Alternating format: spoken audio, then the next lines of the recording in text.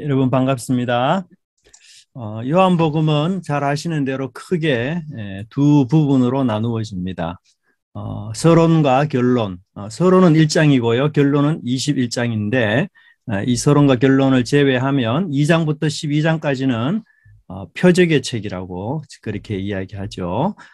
여기서는 주로 예수님의 표적과 또 그 표적을 보는 사람들의 오해, 그리고 예수님께서 그 표적에 대한 바른 설명, 이렇게 진행이 됩니다.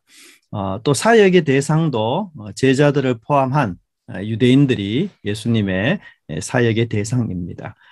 그리고 기간도 약 한 3년 동안의 긴 기간 동안 이루어진 일입니다. 그런데 13장부터 20장까지는 이제 영광의 책 혹은 계시의 책이라고 하는데요. 이 앞에 나왔던 12장까지의 내용과는 전혀 다른 방식으로 이야기가 진행이 됩니다. 특별히 이제 그 20장, 13장부터 20장 가운데 있는 13장부터 17장까지는 예수님의 마지막 고별 강화라고 그렇게 책 이름을 붙이는데요. 이것은 거의 하루 만에 일어난 그런 일입니다. 그래서 13장부터 17장까지는 하루 동안 있었던 예수님의 설교 내용을 적어 놓은 굉장히 중요한 그런 부분이라고 할 수 있겠죠. 특별히 17장은 예수님의 대제사장적 기도가 담겨 있습니다. 오늘 우리가 살펴보는 이 14장은 13장부터 16장 사이에 있는데요. 이 특이한 점은 여기에서는 오직 제자들만 등장합니다. 또 표적도 나오지 않고요. 대화와 독백이 많으며 또 예수님의 설교 중심으로 이렇게 기록되어 있습니다. 그래서 우리가 사실은 이 본문을 읽어도 이렇게 잘 기억나지가 않고요. 또 줄거리가 도대체 어떻게 진행되는지 정신을 바짝 차리지 않으면 파악하기가 어렵습니다. 왜냐하면 예수님께서 여러 주제들을 섞어서 혼합해서 말씀하고 계시기 때문에 그런 것이죠. 그렇다면 예수님께서 이 제자들을 따로 모아서 이렇게 길게 그것도 거의 하루 동안의 일을 이렇게 길게 쓰는 이 중요한 목적이 과연 무엇일까요? 가장 중요한 주제는 예수님의 가심과 또 예수님의 오심에 대한 이야기가 이 내용 전체를 흐르고 있습니다. 예수님은 사실 13장에서부터 여러 번 자신이 제자를 떠나 아버지께로 돌아갈 것을 여러 차례 말씀하셨습니다. 13장 1절을 보시면 유월절 전에 예수께서 자기가 세상을 떠나 아버지께로 돌아가실 때가 이른 줄 아시고, 그런데 이런 얘기는 제자들에게 굉장히 큰 충격으로 다가왔을 것입니다. 예수님과 제자들은 좀 전에 12장쯤에 보면 많은 유대인들로부터 엄청난 인기를 누렸던 것이죠. 비록 종교 지도자들의 반대가 노골적으로 전개가 되고 있었지만 초막절에 예수님을 환영하는 이 인파들을 생각해 보면, 야, 이제 천하가 유대인 모든 사람들이 우리를 따르구나, 이렇게 생각해도 과언이 아닐 정도였던 것입니다. 마치 대선의 승리를 아주 침착해 하는 그런 분위기였던 것이죠. 유대인들은 종려나무 가지를 들고 예수님을 이스라엘의 왕이라 이렇게 아주 노골적으로 환영하고 반겼습니다. 특별히 죽은 나사로를 소생시키는 이 장면은 그야말로 절정이고 압권이었고 유대인들로 하여금 충분히 흥분하고 지지할 만한 그런 대단한 사건이었던 것이죠. 그래서 이제 대세는 예수님께로 완전히 넘어왔다. 종교 지도자들이 아무리 반대할지라도 이 민중의 대세를 움직일 수는 뒤집을 수는 없을 것이다. 이렇게 제자들이 생각했을 것입니다. 아마도 그네들은 3년 동안 여러 고생을 하면서 예수님을 따라다닌 보람이 마침내 이제 열매를 맺구나. 이렇게 제자들은 흥분을 감추지 못했을 것입니다. 비로소 우리가 제대로 된 세상을 한번 만들어 보자 라는 그 꿈이 성취되기 일보 직전이었던 것입니다. 당시 로마의 세금 부과로 많은 사람들은 어려운 삶을 살아야 했었고 또 하나님의 믿는 이 제사장들에게 희망을 걸어보았지만 그들도 모두 의용 제사장들이었고 이 로마의 앞잡이를 노릇하는 그런 종교 지도자들이었습니다. 백성들의 삶은 피폐하고 하루 벌어 하루 살아가는 이 민초들이 그렇게 많은데도 유대의 종교 지도자들은 온갖 향락과 사치를 누리며 호의호식하고 있었습니다. 그런데 이제 마침내 이 가난한 자들의 친구로 자처하는 이 예수님께서 진정한 자유 그리고 정의와 공의가 흐르는 이 이스라엘을 만들 기회가 비로소 온 것입니다. 이렇게 때가 무르익었는데 예수님이 갑자기 가신다고 합니다. 더군다나 이해하기 어려운 것은 제자들이 예수님 가는 곳을 따라갈 수 없다고 이야기합니다. 정말 난감한 말씀이 아닐 수가 없습니다. 3년 동안 제자들과 동거동락한 사이가 아닙니까? 제자들이 꾸지람을 듣기는 했지만 예수님과 좋은 관계, 가족 같은 사이였던 것이었죠. 그런데 이제 그 제자들을 떼어놓고 예수님이 혼자 가신다는 것. 우리는 인생을 살면서 수많은 이별을 마주합니다. 근데 그 많은 이별 중에서도 사랑하는 부부의 이별이 아마도 가장 힘든 순간이 아닐까요? 수십 년을 함께 살면서 한 몸처럼 지내왔던 그 시절을 뒤로하고 이제 혼자 남아야 한다는 것. 그것은 아마 극한의 슬픔일 것입니다. 요즘 코로나 때문에 의도치 않게 진풍경이 많이 벌어집니다. 제가 아는 집사님 한 분이 딸 결혼식이 잡혀서 여러 가지 준비를 하는 중에 오미크론에 감염이 됐습니다. 그래서 혼주석에 앉지 못하는 그런 일이 생겼어요. 잠시 일어난 그런 이별이지만 그래도 그런 중요한 자리를 빠지게 된 것 참 섭섭한 일이 아닐 수 없습니다. 그래서 베드로도 사실 이렇게 하죠. 37절에 베드로가 이르되 주여 내가 지금은 어찌 따라갈 수 없나이까. 14장 5절에 도마도 주여 주께서 어디로 가시는지 우리가 알지 못하거늘 그 길을 어찌 알겠사옵나이까. 이런 질문들을 보면 제자들의 유일한 관심사가 지금 어디에 있는지를 잘 알 수가 있습니다. 예수님이 떠나는 이 순간은 제자들에게 너무나 중요한 순간이고 예수님께도 너무나 중요한 순간입니다. 제자들이 이 순간을 잘 견디고 잘 버티고 그 순간을 믿음으로 소화해야만 미래가 있고 내일이 있는 것입니다. 이 순간은 제자들의 이 공동체가 나누어지고 붕괴되고 흩어지고 배반하고 또 심지어 예수님을 부인하고 믿음을 상실하는 그런 아주 위험한 순간이기도 합니다. 베드로는 이 순간에 예수님을 3번 부인할 것이라고 이야기하고 유다는 이 순간에 예수님을 배반하고 팔려고 하고 제자들은 모두 이 순간에 체포당하는 그 예수님을 버려두고 뿔뿔이 흩어질 것이라고 이야기하고 있습니다. 정말 이 순간은 위기의 순간이고 시련과 시험과 그리고 고난의 순간입니다. 정말 이 순간은 내가 어디로 가야 할지 모르는 순간이고 내 삶의 목표와 방향을 이제 어떻게 정해야 할지를 모르는 순간이고 지금까지 내가 가져왔던 이 계획이 다 망가지고 내 꿈이 환상처럼 신기루처럼 다 사라지고 내 소망이 물거품처럼 되는 그런 순간입니다. 내가 오랫동안 그려왔고 계획했던 이 미래가 완전히 산산조각 나는 그런 순간이죠. 그래서 내가 지금까지 걸어왔던 이 길과 완전히 다른 길을, 완전히 낯선 길을 가야 되느냐 말아야 하느냐를 고민하는 그런 순간이고 도리어 이제 한숨과 탄식, 눈물이 흐르는 그런 순간입니다. 여러분 대부분 사람들은 이런 상황, 이런 순간을 맞이하면 어떤 행동을 할까요? 극단적으로는 자살을 하거나 아니면 세상과 등지는 삶을 살거나 세상에서 없는 사람처럼 존재하지 않는 사람처럼 폐인이 되거나 아마서 숨어서 살기도 할 것입니다. 실제로 예수님의 죽음을 확인한 이 제자들은 예수님과 그동안 가졌던 그 모든 꿈과 또 소망을 다 뒤로하고 버린 채 과거의 업으로 되돌아간 것을 우리는 잘 알고 있습니다. 이처럼 이 중요하고도 너무나 소중한 이 위기의 순간에 예수님은 제자들에게 믿음의 본질이 무엇인지를 가르쳐 주기를 원하셨던 것이죠.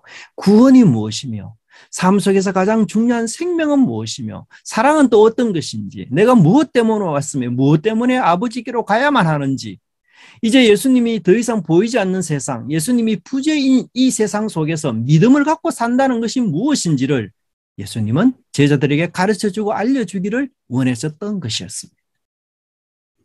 그것은 이제 더 이상 눈에 보이는 것이 아니라 잘 듣고 깨닫는 것이었습니다. 사람들의 눈을 현혹할 만큼의 화려하고 기이하고 아주 기상천외한 어떤 사건이나 표적이 아니라 조용히 듣고 숙고하고 묵상하고 그것이 무엇인지를 이해하려는 그 마음, 그것을 예수님은 말씀하고 있는 것입니다. 물론 그렇다고 해서 우리 기독교가 수행하는 종교라든지 지식만을 강조하는 종교도 아닙니다. 오히려 기독교는 어떤 종교보다도 삶과 행동, 봉사와 섬김을 강조하는 종교입니다. 하지만 그 전에 믿음이 무엇인지, 복음과 진리와 그 생명이 무엇인지, 우리가 무엇 때문에 위해서 사는지를 알지 못한 채 하는 열심이라면 그것은 열심당원의 열정과 다를 바가 없을 것입니다. 가장 먼저 근심하고 염려하는 제자들을 향해서 예수님은 근심하지 말라라고 1절에 말씀하셨습니다. 아마도 제자는 3년 동안 예수님과 함께 동거동락하고 따라다니면서 예수님이 없는 상황, 예수님이 이 부재인 상황은 한 번도 자신들의 머릿속에 생각해 보지 못했을 것입니다. 마치 어린아이가 엄마와 함께 지나는 것, 그건 너무 당연한 일 아니겠어요? 엄마와 떨어지는 것, 헤어지는 건 있을 수 없는 일이죠. 예수님도 제자들도 예수님을 이 껌딱지처럼 따라다녔고 또 예수님도 이런 제자들을 사랑하는 마음으로 이끌어주고 챙겨주고 보살펴 주셨던 것입니다. 뿐만 아니라 종교적인 위협과 종교 지도자들의 그 협박 앞에서 예수님이 얼마나 냉철하고도 지혜롭게 질문에 일일이 답변하시고 완벽하게 방어하시면서 그들로부터 승리하셨던 것 아닙니까? 예수님과 제자들이 함께하는 이 삶이 비록 순탄치는 않았지만 그러나 그들의 공동체를 위협하는 것들을 지금까지 잘 견뎌왔고 헤쳐왔으며 이제 그 모든 많은 오해를 뒤로하고 사람들의 인기와 주목을 받는 이런 순간이 왔던 것입니다. 그런데 그 예수님과 헤어지다니요. 제자들에게는 큰 근심이었던 것이었습니다. 이것은 또 다른 측면에서 지금까지 제자들이 꿈꿔왔던 그 꿈과 예수님의 꿈이 다르다는 것을 말해주고 있습니다. 이 순간은 제자들이 지향했던 이상과 예수님이 바라보았던 이상, 제자들이 원했던 길과 예수님이 가고자 했던 그 길, 이게 다르다는 것을 말해주고 있습니다. 사실 예수님과 제자들은 한 공동체를 이루었습니다. 한 배에 탔습니다. 그러나 동상이몽을 한 채 지금까지 달려왔던 것입니다. 이제 이 순간에 이르러서 그들은 서로의 생각이 달랐고 서로의 가치관이 달랐고 그래서 제자들은 근심하지만 예수님은 오히려 제자들을 향해서 기뻐해야 한다라고 권면하고 있는 것입니다. 이렇게 근심하는 제자들에게 예수님이 가장 제자들에게 요구하고 필요한 것이 무엇일까요? 예수님은 제자들에게 믿음을 요구하셨습니다. 하나님을 믿으니 나를 믿어라. 10절에서는 예수님이 제자들의 믿지 않음을 책망하셨습니다. 네가 믿지 아니하느냐? 11절에서는 또 이 믿음에 대한 명령형을 사용하여 하는 그 일로 말미암아 나를 믿어라. 그래서 우리가 방금 읽었던 이 본문에서 믿음에 대한 강조점이 여러 차례 나타나는 것을 알 수가 있습니다. 그런데 여러분, 믿음이라는 것, 이게 과연 어떻게 작용될까요? 믿음은 의지일까요? 믿고 싶지 않아도 내가 막 의지적으로 믿으려고 노력하면 되는 것입니까? 아니면 믿음의 지식과 감정이 필요한 것입니까? 믿음의 체험이 필요한 것입니까? 도대체 믿음은 어떻게 생기는 것일까요? 오늘 본문에서 예수님은 믿음과 알을 연결해서 사용하고 있습니다. 즉 우리가 믿지 못하는 것은 알지 못한 것이라고 예수님은 설명하죠. 그래서 4절에 너희가 그 길을 너희가 아느니라 7절에 너희가 나를 알았더라면 너희가 그를 알았고 9절에 나를 알지 못하느냐. 반대로 불신은 무지와 연결이 됩니다. 그래서 유대인들이 예수님을 불신하는 이유를 예수님은 이렇게 설명하는데요. 15장 21절 같은 경우는 이는 나를 보내신 이를 알지 못함이라. 16장 3절에서 그들이 이런 일을 할 것은 아버지와 나를 알지 못함이라. 여러분 만일 믿음이 의지만의 문제라고 한다면 예수님께서 제자들에게 믿음을 권유하실 때 그냥 덮어놓고 믿어라, 의지적으로 믿어라 이렇게 말하면 될 겁니다. 그런데 지금 제자들이 잘 이해하지 못하는 부분에 대해서 예수님이 아주 길게 그리고 굉장히 자세히 설명하고 있다는 사실입니다. 그것은 바로 믿음과 알미 서로 연결된다는 것을 우리는 알 수가 있습니다. 또한 이 믿음은 체험이나 경험과도 굉장히 긴밀한 연결점이 있습니다. 그래서 예수님은 14장 29절에 이렇게 말하는데요. 이제 일이 일어나기 전에 너희에게 말한 것은 일이 일어날 때에 너희로 믿게 하려 함이라. 일이 일어날 때에. 16장 4절에도 오직 너희에게 이 말을 한 것은 너희로 그때를 당하면 내가 너희에게 말한 이것을 기억나게 하려 하니라. 그러니까 믿음이라는 것은 경험과 긴밀히 연결되어 있다는 것입니다. 믿음은 인격과 사건 속에서 드러나고 나타나는 것에 대한 반응. 그래서 믿음은 지정의 그리고 처음에서 빌어낼 때는 아주 종합적인 산물이라는 것을 예수님은 말씀해주고 있습니다. 그렇다면 예수님은 제자들에게 지금 무엇을 가르쳐 주기를 원하시는 거죠? 제자들의 무지는 도대체 뭐죠? 우선 예수님의 가심이라는 것 자체가 너희를 위한 것임을 알려주고 있습니다. 2절에서 예수님은 너희를 위하여, 3절에서도 너희를 위하여. 예수님의 오심과 가심은 오직 제자들을 위함이었고 성도들과 교회를 위하는 것이었습니다. 예수님의 사역의 목표, 예수님의 사역의 그 방향, 예수님의 사역의 그 절정, 그 모든 것들이 교회와 제자들을 위한 것이라고 이야기하고 있습니다. 예수님은 한시도 제자들을 눈에서 뗀 적이 없습니다. 시종일관, 오매불망 예수님의 모든 관심은 제자들이었습니다. 마치 산모가 그 아이에게 모든 관심을 집중시키듯 예수님 역시 제자들에게 모든 관심을 갖고 계셨던 것이었습니다.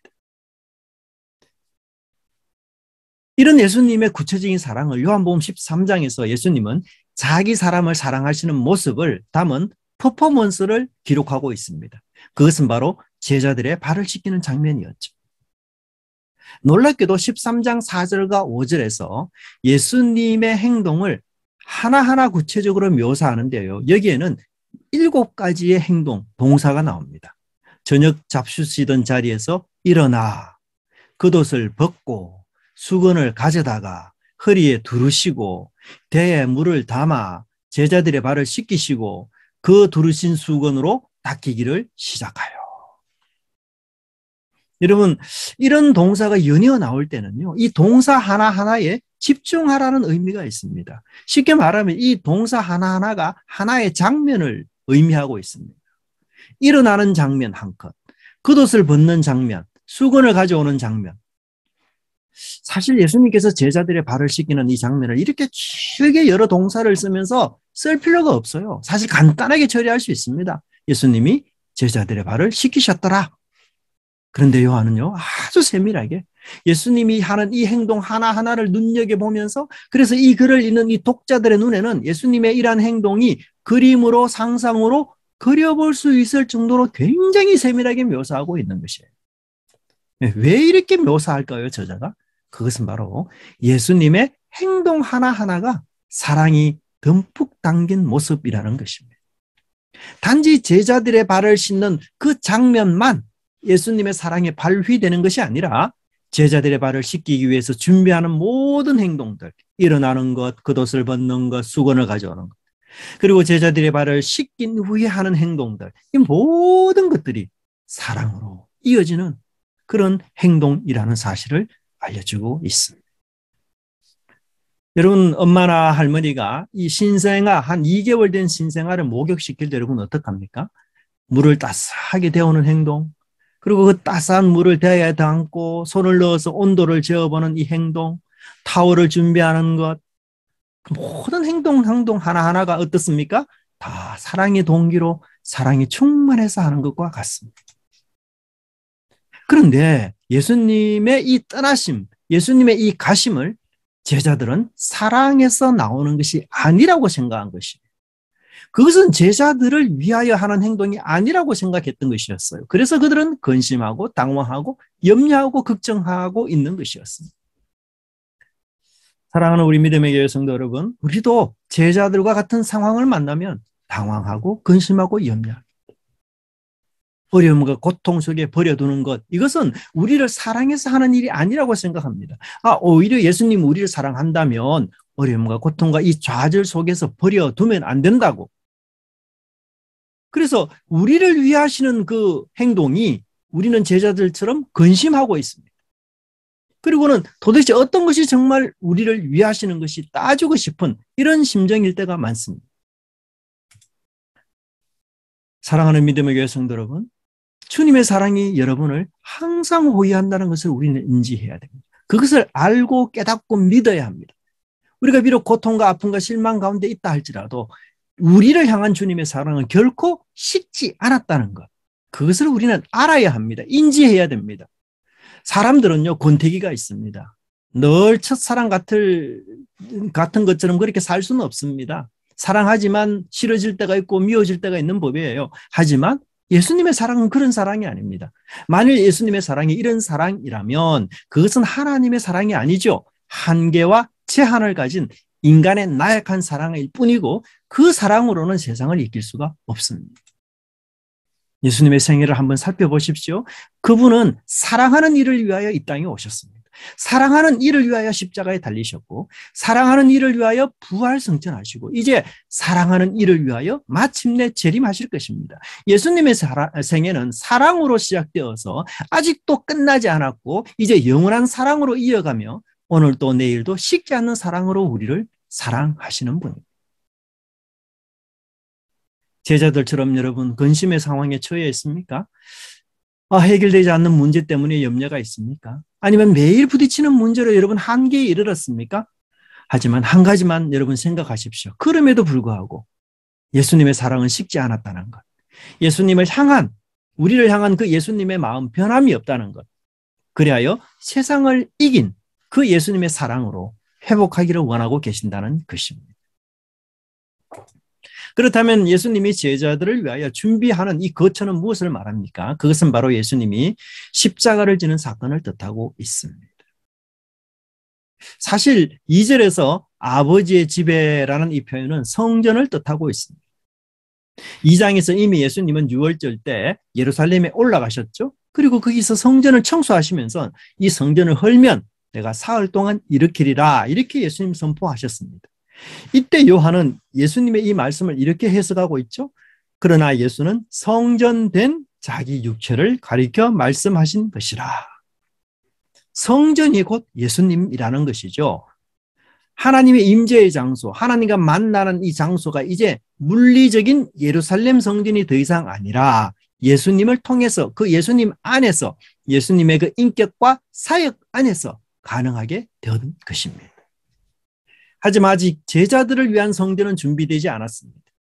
그래서 2장의 예언처럼 이제 십자가를 지실 때 마침내 준비된 이 성전이 제자들과도 함께 거하게 된다는 것입니다. 3절의 말씀이 좀 어려울 수도 있습니다. 내가 다시 와서 너희를 내게로 영접하여 나 있는 곳에 너희도 있게 하리라. 혹자는 이 말씀을 재림으로 많이 이해를 합니다.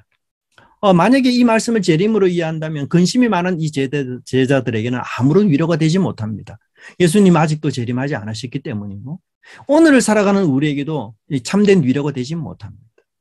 만일 이게 위로가 되려면 예수님을 믿은 이후에 우리가 빨리 죽어야만 이게 위로가 될 뿐입니다. 그래서 이 3절의 말씀은 예수님의 재림을 말씀하시는 것이 아니라 십자가를 지신 이후에 부활 승천하시고 그 이후에 보내주실 다른 보혜사인 성령으로 이제 제자들과 내가 함께 거하겠다는 뜻이 있습니다. 예수님의 이런 떠나심에 대해서 15장에서는 산모가 겪는 고통으로 설명하고 있습니다. 16장입니다. 16장 21절에 여자가 해산하게 되면 그때가 이르렀으므로 근심하나 아기를 낳으면 세상에 사람 난 기쁨으로 말미암아 그 고통을 다시는 기억하지 아니하느니라. 지금은 너희가 근심하나 내가 너희를 다시 보리니 너희 마음이 기쁠 것이요 너희 기쁨을 빼앗을 자가 없으리라. 예수님은 제자들에게 자신의 떠남과 또 임하심, 다시 오심을 좀 더 잘 알 수 있는 비유로 설명하셨는데 그것이 바로 산모 비유였습니다. 예수님의 십자가는 해산하기 직전에 산모가 겪는 고통이고 성령으로 다시 오는 이 순간은 바로 신생아가 탄생하는 순간이라고 이야기하고 있습니다.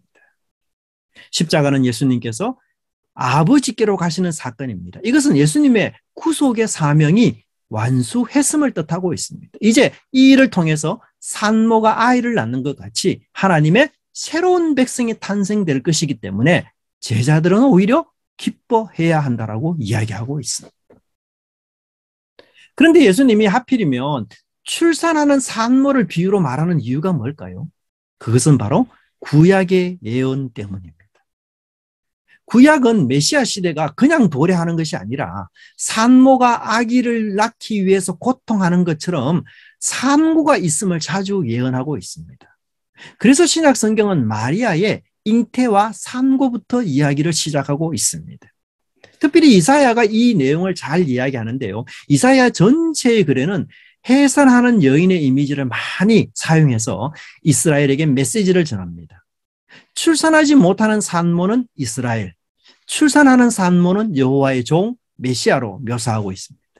하나님께서는 이스라엘에게 산모의 사명을 주셨지만 그들은 그 산모의 사명을 완성하지 못했습니다. 이제 이 사명을 메시아가 이어받아서 완성하는 것으로 설명하고 있는 것이에요. 그러니까 예수님의 십자가와 성령으로 임하심은, 즉 예수님의 가심과 오심은 교회를 출산하는 출발점이 된다는 것이고 하나님 나라의 기초를 놓는 매우 중요한 순간이며 하나님의 백성이 새롭게 창조되는 놀라운 순간이라고 이야기하고 있습니다. 여러분, 세상의 미움과 적개심 속에서도 복음은 중단되지 않는다는 얘기죠. 예수님은 죽으시고 부재의 상황이시고 그렇지만 복음은 더 왕성되고 더 확장된다는 얘기입니다. 12명의 제자로 시작된 이 복음이 이제 전 세계로 확장되었고 죽음조차도 이 복음을 멈출 수 없습니다. 예수님은 산모가 출산하기 전에 하는 근심, 그것은 잠시 하는 근심이라고 합니다. 하지만 출산 후 새 생명의 탄생을 보았을 때 말로 표현할 수 없는 기쁨이 넘치고 충만할 것입니다. 그래서 기뻐할 것을 여러 번 말씀하시는데요. 이 단어가 이 본문 16장 본문에서 무려 5번이나 나오고 있습니다. 하지만 우리가 근심하는 순간에 세상은 기뻐하겠죠. 반대로 그때 세상이 기뻐한다는 것은 20절에 딱 한 번 나옵니다.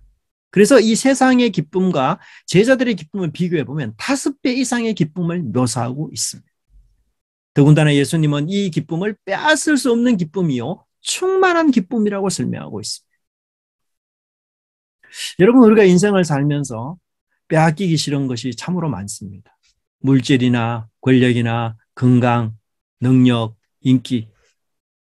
하지만 우리가 사는 이 세상이 어떻습니까? 상황 때문에, 국가의 위기 때문에, 정치적인 변화 때문에, 아니면 개인적으로 질병 때문에, 아니면 나이 때문에 내가 잃어버리기 싫고 빼앗기기 싫지만 잃을 수밖에 없고 빼앗길 수밖에 없는 것이 우리 인생입니다. 하지만 다 잃어도 다 빼앗겨도 빼앗기지 않는 기쁨이 성령의 시대를 살아가는 그리스도인들에게 있다는 것을 우리는 반드시 기억하셔야 됩니다. 무엇이 여러분의 마음을 우울하게 합니까? 지금 낙심과 절망으로 힘들어합니까? 아니면 거듭되는 어려움, 예상치 못한 고난 때문에 괴롭습니까? 그럼에도 성령은 그런 여러분들과 함께 하고 계시고 이제 모든 것을 이기고 승리하신 그 예수님께서 여러분들의 진정한 상담자로 시간과 공간을 초월해서 주님이 여러분을 떠나시지 않고 함께 하신다는 것을 기억해야 하는 것입니다.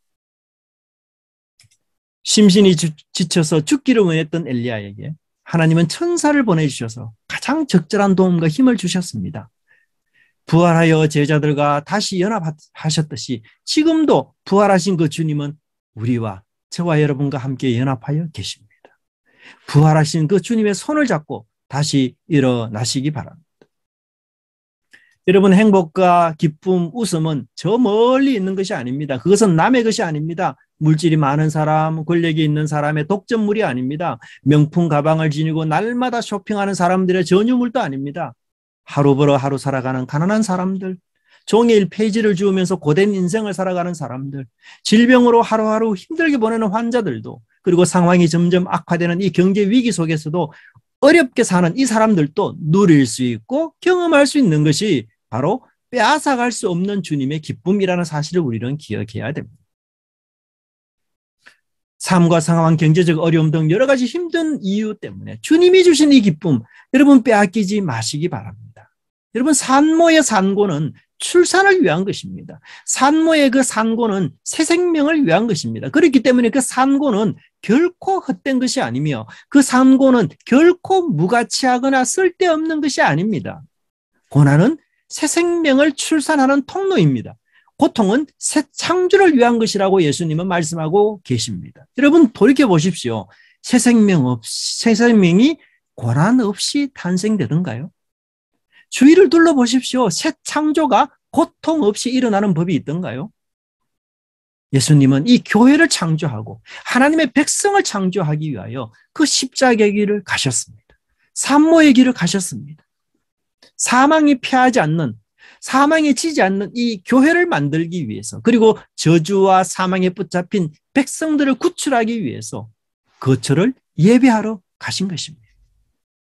그러므로 새로운 인격을 형성하고 새로운 열매를 맺고 어제와 다른 나, 과거와 다른 교회를 만들기 위한 이 근심, 이것을 기꺼이 참아내는 저와 여러분의 삶이 되기를 바랍니다.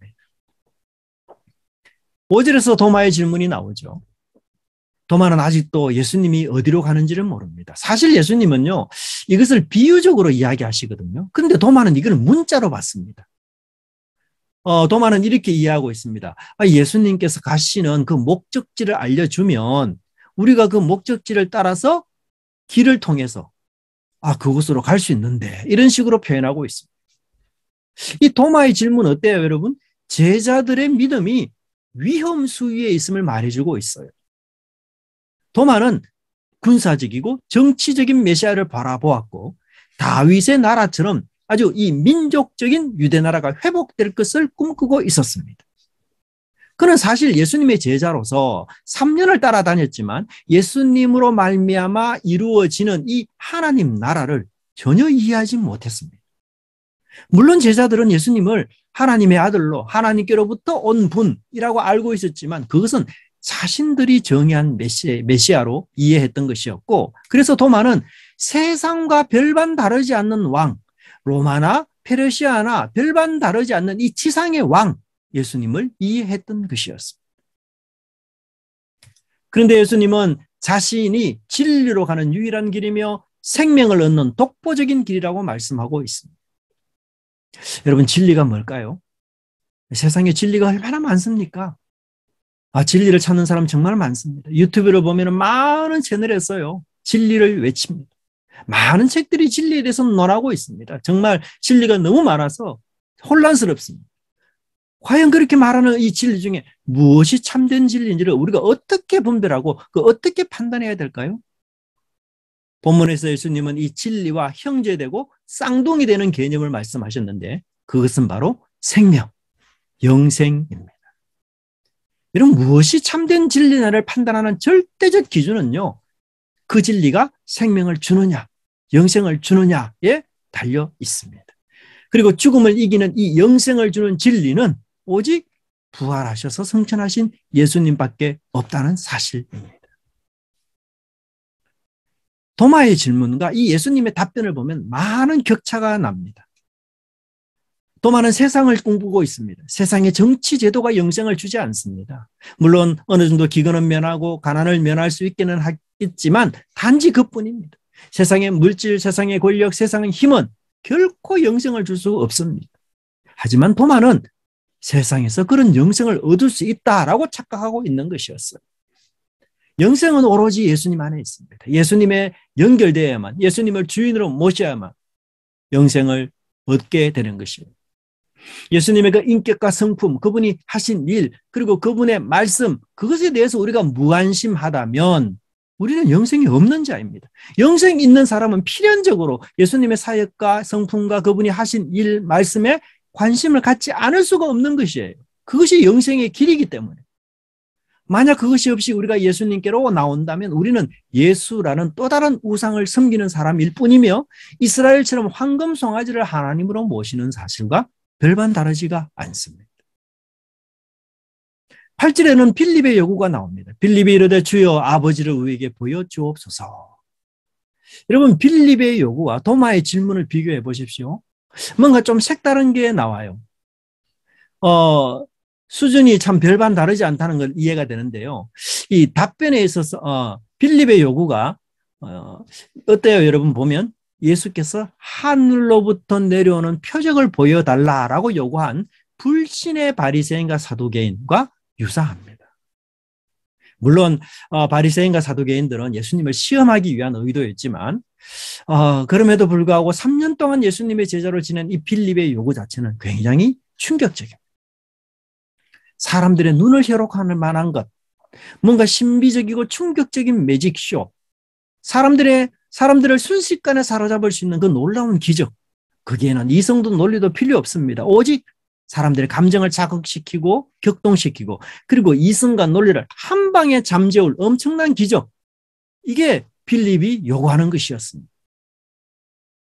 여러분, 이 불신의 세상은 어떻습니까? 끊임없이 우리에게 하나님을 보여달라고 요구합니다. 돌로 떡을 만들어 먹어보라고 이야기하고 높은 곳에 뛰어서 머리카락 하나 상하지 않는 이 경천기동할 이적을 보여달라고 이야기하고 세상이 최고의 가치로 인정하는 그것들, 물질과 권력과 힘, 그런 것들을 보여달라고 이야기합니다. 그런데 교회와 성도들은 이런 유혹에 빠져서 규모를 자랑하고 재정을 자랑하고 부를 자랑합니다. 그런 교회는 영생이 있는 곳이 아니라 세상의 힘이 지배하는 곳이 되어버렸습니다. 그 속에서 성도들은 부정한 권력에 아부하고 이제 수단과 방법을 가리지 않고 우월한 지위를 차지하려는 이 욕망에 충실한 종이 되고 마는 것입니다. 교회는 하나님의 영광을 드러내기보다도 이제 하나님을 우상으로 만드는 이런 일들이 생기게 되는 것입니다. 세상이 눈에 보이는 물질적이고 웅장한 그 하나님을 요구할 때 우리는 십자가의 예수님을 보여주어야 합니다. 성도는 십자가의 예수님을 몸으로 보여주는 사람입니다. 교회는 예수님의 몸으로서 무엇이 참 진리이며 무엇이 진정한 생명인지를 보여주어야 하는 것입니다. 그것은 바로 예수님을 사랑하신 그 유일하고도 독특하고 문화를 초월하는 사랑이죠. 선생이지만 종처럼 제자의 발을 씻기신 그 삶, 겸손하고 낮아지고 가난하고 의롭고 정결하며 거룩하게 살아가는 것, 그게 영생이며 그것은 세상이 갈 수 없는 길이며 예수님 안에 담긴 하나님의 생명의 증거라는 것입니다. 예수님은 이러한 빌립의 요구에 이렇게 답하시죠. 예수께서 이르시되 빌립아, 내가 이렇게 오래 너희와 함께 있었으되 네가 나를 알지 못하느냐. 5절에서는 도마가 질문했을 때 예수님의 답변과 8절에서 빌립이 했을 때 예수님의 답변에 미묘한 차이점이 있어요. 그 차이점이 뭔가 하면요. 5절에서는 예수님이 도마라고 이름을 부르지 않았지만 8절에서는 예수님이 9절에서는 도마라는 이름을 직접 부릅니다. 빌립이라는 이름을. 놀랍죠? 빌립아. 여러분, 요한복음에서요, 예수님이 사람의 이름을 직접 부르면서 교훈하시는 경우가 흔하지 않아요. 그리고 우리는 보통 사람의 이름을 부를 때 부르는 애칭들이 있잖아요. 관계 속에서 있는 그 다양한 애칭들을 부르죠. 직접 이렇게 빌립이라고 이렇게 부르지는 않을 거예요. 근데 우리가 애칭을 부르지 않고요. 언제 이름을 불러가면서 말할까요? 보통은요, 아주 칭찬할 때나 아주 책망할 때, 그때 사람 이름을 부릅니다. 애칭을 부르지 않아요. 별명을 부르지 않습니다. 이 말은 뭔가 하면 사람의 이름을 부른다는 얘기는 굉장히 공식적인 의미가 담겨 있어요. 보통은 재판석에서나 아니면 여러 사람들이 모인 자리에서 공정할 때, 이럴 때 사람 이름을 확인하고 부릅니다. 그럼 예수님이 빌립에 대한 애칭을 부르는 것이 아니라 빌립의 이름을 부른다는 얘기는 빌립에 대해서 화가 많이 났다는 의도입니다. 왜 그럴까요? 빌립이 지금 하는 말을 여러분 보십시오. 빌립은 예수님만으로는 나는 만족하지 못하겠습니다 라는 얘기예요. 예수님으로는 부족하고 불충분하니까 하나님을 보여주세요. 예수님 믿어서 돈이 생기고 건강하고 기도한 대로 다 이루어지고 다른 종교에 있는 사람들보다 앞서가고 출세하고 많이 가져야, 그래야 만족하는 사람들이 있습니다. 그들에게 예수님은 인격이 아니라 수단이었고 예수님이 목적이 아니라 그분을 통해서 얻고 싶은 무언가가 그 속에 있다는 것입니다. 주님은 우리에게도 우리의 이름을 부르면서 이렇게 꾸지람하지 않을까요? 야, 신앙생활을 그렇게 오래 했는데도 너는 아직 나를 모르느냐? 아직도 남의 시선을 의식하면서 그렇게 살아가느냐? 아직도 경쟁하고 비교하고 교만하며 좌절하며 그렇게 사느냐? 여러분, 예수님 믿는다는 게 뭘까요? 그것은 예수님 한 분으로 만족한다는 것입니다. 세상은 항상 힘자랑, 돈자랑, 권력자랑, 출세 자랑하는 것입니다. 그리고 그것을 통해서 마치 영생이 있는 것처럼 꾸밉니다. 환상과 신기루를 보여주고 있는 것이죠. 하지만 말씀드렸던 것처럼 힘과 부와 권력 속에는 결코 영생이 있을 수 없습니다. 그것으로는 죽음을 이길 수가 없습니다. 예수님은 그 외적인 영광이 아니라 인격적인 사랑과 헌신과 섬김을 통해서 드러나는 하나님의 영광을 우리에게 보여주셨던 것입니다. 예수님은 세상적으로 말하자면 부족한 삶을 사셨습니다. 모자라고 여유가 없고 형편이 넉넉하지 않는 삶 사셨습니다. 그분은 CEO가 될 수 있는 분이셨지만 또한 사람들의 인기에 영합해서 한 나라의 지도자가 될 수 있는 분이기도 했지만 병자를 치료하고 고치는 일에 능통해서 훌륭한 연사가 될 수 있는 분이셨지만 그 모든 길을 마다하고 십자가 길을 가셨습니다. 왜? 이 길만이 영생이며 오직 이 길만이 진리의 길이었기 때문입니다. 하나님께로 나아가는 유일한 길, 하나님 나라와 생명으로 향하는 유일한 길, 그 길이신 예수님, 그 예수님을 드러내는 교회, 그 예수님을 사랑하고 그 예수님을 따라가는 우리 믿음의 교회 성도들 되시기를 간절히 바랍니다. 기도하겠습니다. 사랑의 하나님 아버지, 저희들이 주님을 잘 믿고 따라가고 있는지 다시 한번 바라보게 하옵소서. 우리가 예상한 대로 일이 풀리지 않거나 우리가 당면한 현실이 너무 힘들 때에 하나님, 우리도 제자들처럼 근심하고 염려하며 정말 주님이 우리를 사랑하고 위하시는 일인지 반문하고 주님의 부재에 대해서 우리가 당황하고 힘들어할 때가 참 많이 있습니다. 하지만 주님이 떠나심도 아버지께로 가심도 제자들을 위한 것이었고 다시 성령으로 오시는 것도 제자들을 위한 것이었습니다. 또한 그 고통과 근심은 무가치한 것이 아니라 산모가 태아를 낳기 위한 생산적이고 창조적이며 생명을 잉태하는 고통임을 주님 말씀해 주셨습니다. 주님, 저희들이 이제 알고 배웠사오니 안 만큼 배운 만큼 믿음을 갖고 주님 앞에 나아갈 수 있도록 인도하여 주시옵소서. 아직도 우리에게 도마와 같은 의문, 빌립과 같은 의문이 있다면 주님, 저희들에게 믿음을 더하여 주시옵시고 하나님을 밝히 하는 지혜를 허락해 주셔서 오직 주님 한 분만으로 만족하며 영생의 길을 바로 이 길임을 저희들이 확신하며 나갈 수 있도록 우리 믿음의 교회 성도들 주께서 붙잡아 주시고 함께해 주시옵소서.